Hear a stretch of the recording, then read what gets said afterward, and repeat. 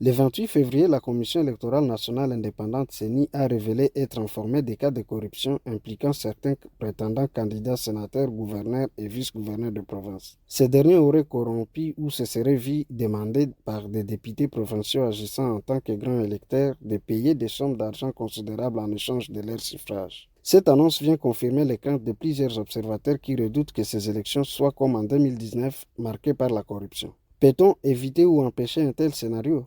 Bonjour et bienvenue dans ce huitième épisode de la saison 4 de Ponabiso, anciennement Ponajek, la capsule audio du groupe d'études sur le Congo et Ebouteli, institut congolais de recherche sur la politique, la gouvernance et la violence qui tente chaque semaine d'éclairer un sujet d'actualité en RDC. Je suis Itiel Batumike, chercheur au pilier politique d'Ebouteli.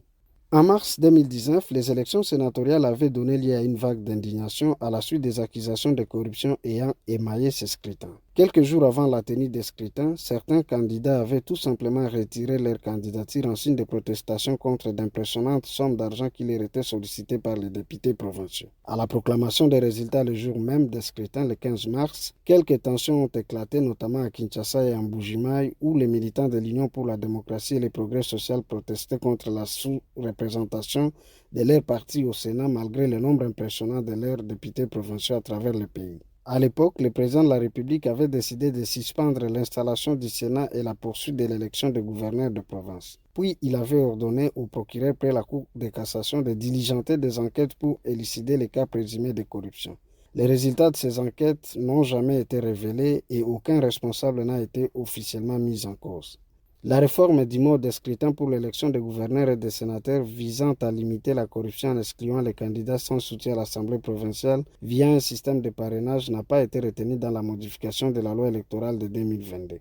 Pour être recevable, toute candidature à ce scrutin devrait recevoir l'investiture d'un nombre déterminé de députés provinciaux. En revanche, la condamnation pour corruption a été élaguée de la loi électorale parmi les causes d'inéligibilité à vie, ce qui constitue un recul par rapport à l'engagement affiché du président Félix Tshisekedi en faveur de la lutte contre la corruption. Durant son premier quinquennat, diverses structures gouvernementales de lutte contre la corruption ont été créées ou redynamisées. À ce jour, seule l'inspection générale des finances semble produire des résultats escomptés.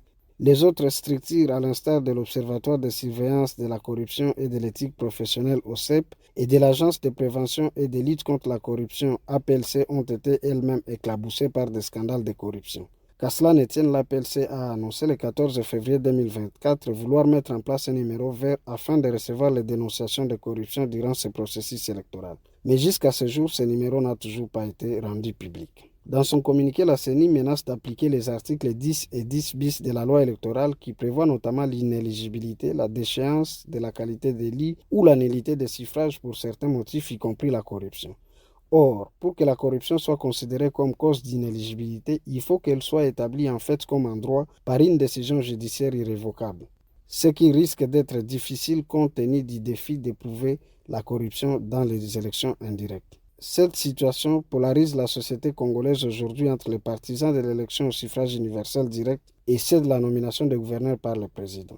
Félix Tshisekedi s'est nettement positionné dans ce dernier camp selon ses réponses reprises dans l'outil d'aide de vote Keba. Dès lors, peut-il avoir le courage de suspendre la tenue de ces scrutins et engager le pays sur la voie de réformes constitutionnelles? Des réformes qui pourraient offrir une solution durable à la crise de confiance récurrente vis-à-vis des élus issus des scrutins indirects en RDC si elles posent les bases d'un système électoral plus transparent et moins sujet à la corruption. En attendant, vous pouvez recevoir Ponabiso chaque vendredi sur votre téléphone en envoyant Ebouteli ou GEC par WhatsApp au plus 243 89 41 10 542. À très bientôt.